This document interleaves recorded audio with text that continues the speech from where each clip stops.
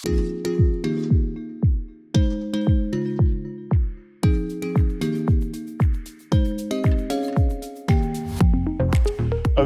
so without further ado, I want to invite up here onto the stage, not just a friend and a colleague, but someone who has really already taught me a lot in my relationship with him, but someone's going to speak really into leadership as a force for good. Please put your hands together for Steve Wyatt.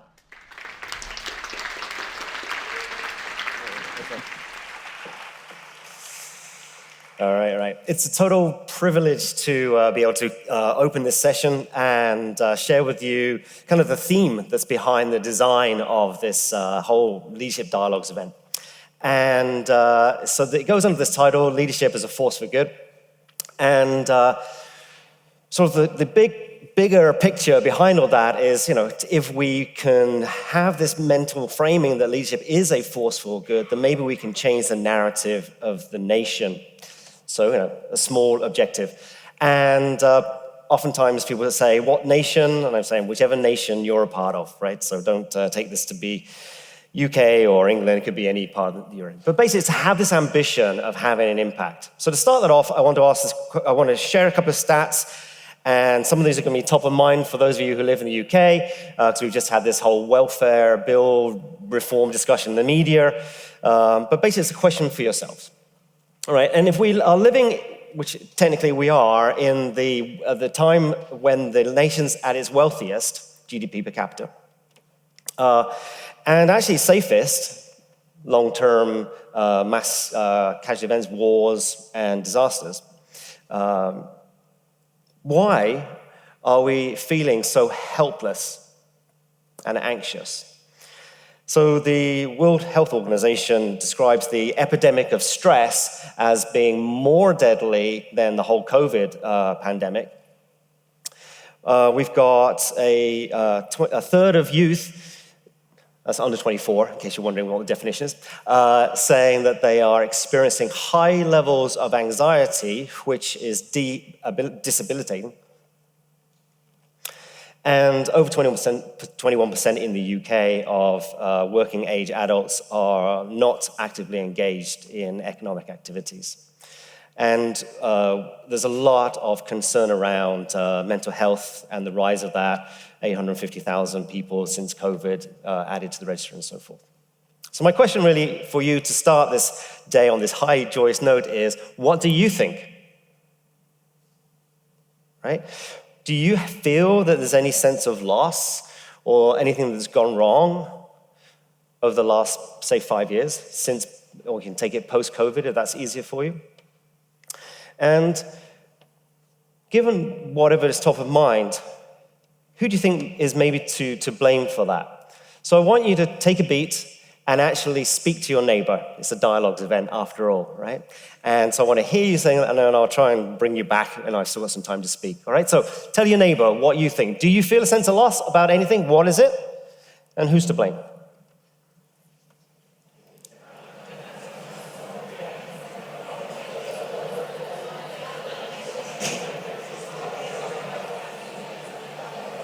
So in case you don't have enough to think about or enough to share, which clearly isn't the case because you're talking a lot, I took a few newspaper headlines from the last couple of years and thought I'd share with them just in case you needed some prompting. So in the middle, you've obviously got the environmental crisis you've got going on. We've got issues of children having to steal or at least saying they're having to steal to feed themselves. We've got a hunger in the UK, this is.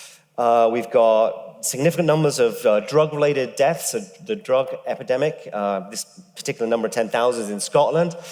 We've got the perennial NHS crisis. This one's headline is from the winter, but you could always look at the waiting lists. We've got buildings which are collapsing on us, school buildings, that's a crisis, apparently. We've got police can't protect us from burglaries or other issues as well.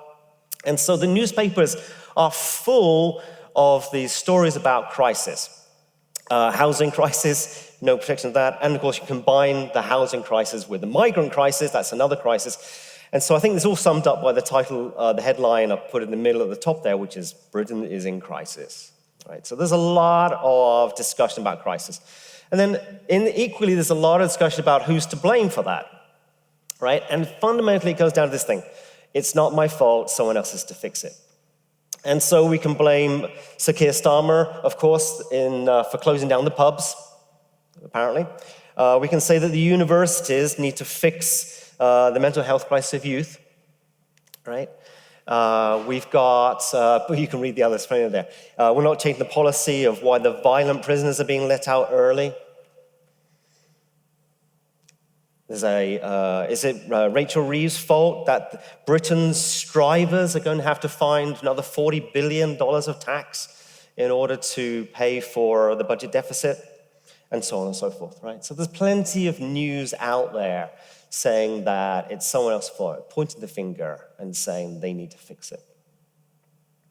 So that's the uplifting opening for the session. And so where I want to go for that is, what I realized was that we can go back to Maslow. I'm sure this is familiar to a lot of you, the Maslow's hierarchy of needs, 1947, for those of you who want to note it down. And this is the updated version from the 1960s. But basically it says that at the bottom of this pyramid are things like safety and physiological needs. If we don't address those, we can't move up the pyramid to other things like love and belonging.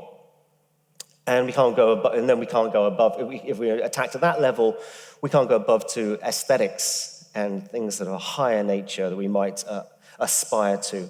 And then right at the top of the pyramid is this thing called, well, the top two of the pyramid, there's self-actualization. Am I being the best me? Am I improving myself and learning, and what am I doing about it? And on the very top, transcendence. Someone pointed out that clearly that's too long a word to fit in the top pyramid, so excuse that. But transcendence, the issue about transcendence is purpose. Am I doing something for society, for the community? Am I trying to have an impact beyond just me, above society? And what we realize is that our perception of where we are on this pyramid impacts our mindset and our behaviors.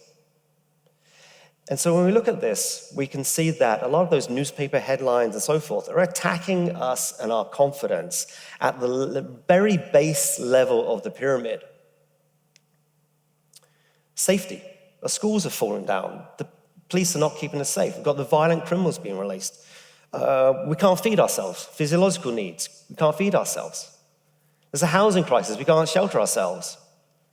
So we're being attacked or pushed all the time to look at what we call deficiencies at the very base level of this pyramid of needs. If that's where our attention is being drawn all the time, we do get nervous.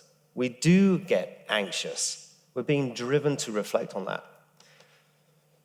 So in my work, I've been trying to figure out, well, what could be a positive reinforcement? What could raise us up at higher levels? What could be positive reinforcement? Because obviously the newspapers, the media, generally what we like to talk about are the fear factors lower down. What could put us into the growth zone higher up? So I did this research in post-pandemic, 22-23, which culminated in the book that came out in 24 last year. And it's called The Antidote to the Crisis of Leadership. And so the context is the crisis of leadership, plenty of crises going on, there's someone behind all of those.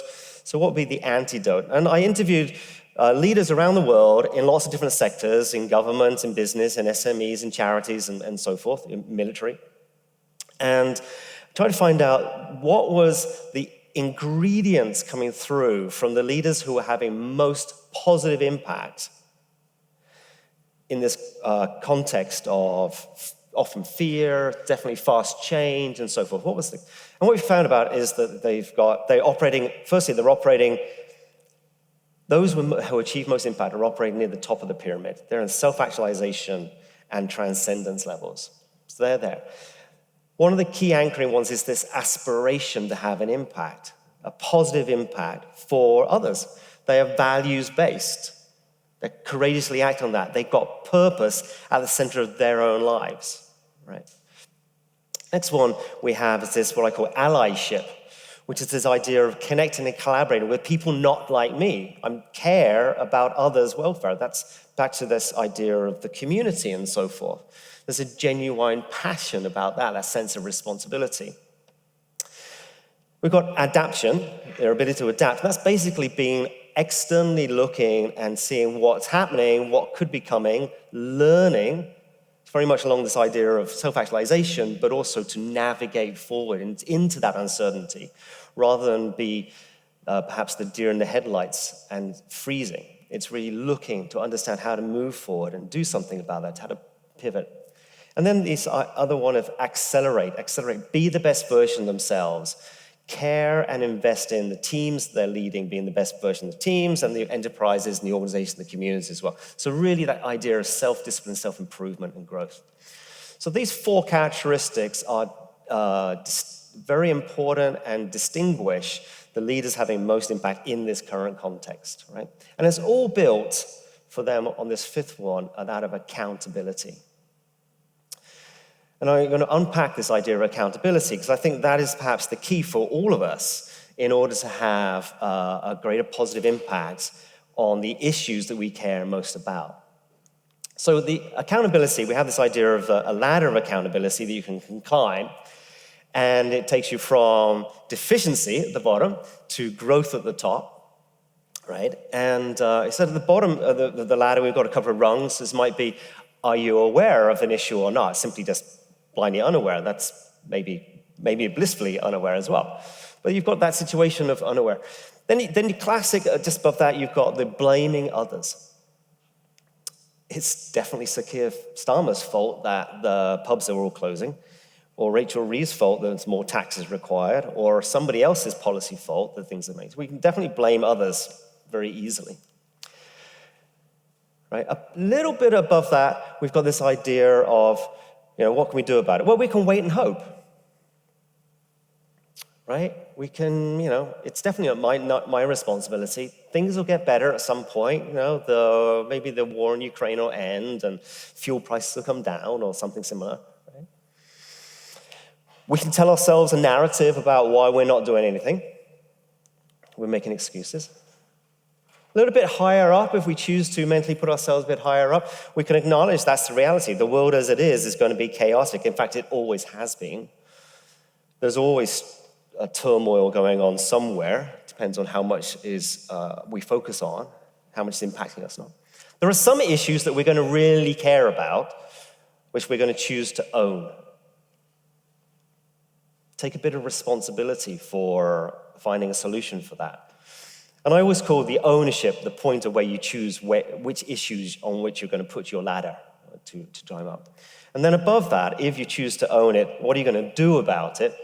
And you've got the idea of finding solutions, coming up with them, and then having found solutions, do something about it. Right? Put it into action. Right?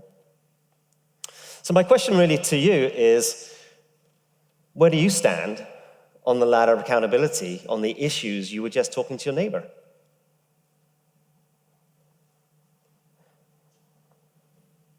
So that's stunned silence. Okay. Because,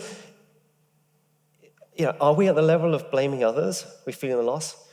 If we're at the level of blaming others and things, but we don't want to own it or do something about it or lean into it, maybe we shouldn't be caring about it that much. Maybe it's not right there. But if we care a lot about it, which was my question to you at the beginning, maybe we should lean in and do something about it. So this afternoon in the breakout groups, there's a chance to obviously talk to find your tribe is how we call it. Go to the breakout group that matters most to you. And one of the breakout groups is about systemic change, led by Mac and Krish. It's going to be upstairs and where the coffees are, by the way. I'm encouraging you to perhaps think about joining that group, because it's an opportunity to explore how people can come together and address some of the issues that feel like they're out of their control. What impact you can have on those bigger issues. Now, alternatively, of course, you can go to any of the other tribes, and similarly, you can connect with other people and work out what to do. But the idea of these breakout sessions is to have, apart from find your tribe and find the other people you can tell them about your frustrations and what you're going on. It's also maybe to feel the way forward to how you can help each other up the ladder a little bit, all right? So where I'd like to finish this talk is basically saying these 4 things, right?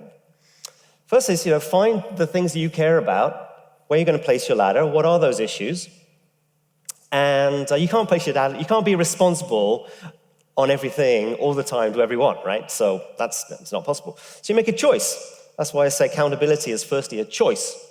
It's a choice of where to place your ladder, right? On those issues that you care about, climb the ladder. Work out how to do it, right? And on the issues you don't care that much about, you might want to reflect on how anxious are you feeling and why you're feeling that anxious about that particular issue when you don't really want to lean in and do anything about it. And then the third thing is help others up the ladder. Just go out and propagate. If everybody in this auditorium went and helped 20 other people up their various ladders, and they similarly went and helped another 20 people, and they went and helped another 20 people, that'd be 48 million people. That's how you change a nation. Pretty simple, just go one level up on the ladder, or 2 or 3, right? And then my other observation is, if you're not climbing the ladder because it's not something that you're pretty passionate about, but you're interested about it, you care about it, and someone else is doing something about it, maybe applaud them and celebrate the fact that they are leaning into it. Don't feel the need to drag them down. Just be judgmental, right? So it's a ladder. So I think if we all do this together, then we can change the narrative of the nation. We can go from victim and blame to being responsible. And that's when leadership is a force for good. So that's what I'd like to leave you with. Thank you.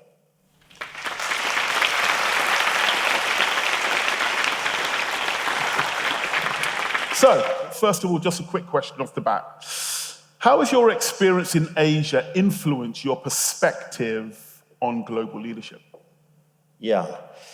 So for those of you who don't know, I spent a long, 30-something years in Asia. And one of my key reflections is we had SARS before there was COVID. We had the Asian financial crisis before it became the global financial crisis, right? We've had military coups, we've got people living in poverty, lots of stuff going on. But generally, lower levels of anxiety. And the narratives tend to be those of how do we get better, what do we do to lean into? So I think there's a population difference which is there. It's not circumstances are all blissful and everybody's enjoying the beach and so forth. There's people who are grinding it out in poverty and so forth, but there isn't the same level of helplessness, same feeling of helplessness. What are the key leadership traits needed in the 4th industrial revolution? Apart from those? Yeah. So in 4IR, the issues going on right now is, of course, there's huge technology coming in and geopolitical reshaping going on. Those are 2 major turmoil-inducing aspects. And I think that's what's required, therefore, is you need to know where you're going. So that sense of purpose and direction is so important. So I call it anchored agility, which is you need to be anchored somewhere in order that you can then be more flexible in how you respond to changes. And so one of the big changes that leaders need to do is not the rigidity of planning and this expectation of certainty and forecasting, but it's this idea of a longer distance anchor, and that gives you greater agility in the meanwhile. That's number 1. Number 2 is much more human-centric. Because of all these changes and the stress and so forth that's going on, I think you need to be much more human in your relationships with those around you. And realize that they are going through uncertainty and stress. And a lot of people don't like that at all, can't deal with it. They don't know what's happening. And so you need to be a lot more human in how you lead. And that means letting people also see your humanity, not only understanding them as humans. So there's that relatableness. So I think those are the 2 linchpins, anchored agility and humanity. Very nice. Now I know you, Steve, personally, but also professionally. So this question comes from those 2 points, okay? How do you see the role of academia in shaping the future of leadership? I don't think I should answer that question. So academia has a huge opportunity to be sharing what we can observe with the minds of others, with others, hearts and minds of others. So I think the role of academia is to be propagating a mindset shift and some tool sharing, which helps equip people to navigate well, live well, and fulfill themselves in a world of uncertainty and great turmoil. That's the role of academia. And I think the mistake that is often made is that the role of academia is somehow to do a report card and report back. Or I think, in order that you are equipping people for the future, you do need to be distilling out the essence of what's happening now and seeing the patterns. But it's not the report card that matters, it's the sharing and empowering and equipping others that really matters. That's the role of academia. Beautiful. Here's one because you are very entrepreneurial. You've done incredible things in Singapore and in and around Asia. From those days of really being at the cutting edge of entrepreneurialism and thinking out of the box, what has shaped your leadership philosophy as an entrepreneur? For those that are entrepreneurs, what has shaped that? The ideas are cheap, implementation's hard. That's one. Nothing happens. I have this, for those who have seen me in leadership, one of my images I have, if you want to know what type of leader you are, turn around and see who's following you. Because oftentimes people are just like, I've got these people, whatever, that I have to work with. And I go, who are you as a leader there for? So one of the things I learned, therefore, is that you need to connect and collaborate with people not like you. There's a huge bias that we have that we are looking for people like us, mini-me's, who I understand, to follow along. Actually, no, to really build something that's going to be robust and something you can celebrate, you want to be connecting, collaborating with people not like you. In fact, you're going to be the singular exception because you're the leader. No one's going to be like you. Right? You've got a position, you've got vision, you've got passion, you've got reasons why you do that. Everybody else is going to be different. So I think that's one of my biggest takeaways is that you build, as in the talk last year, you build your vision as a tapestry woven with the threads of others. Really nice. And finally, your book that has really, really spoken to many leaders already. What inspired you to write your books? What is the impact you want them to have? This talk. So I think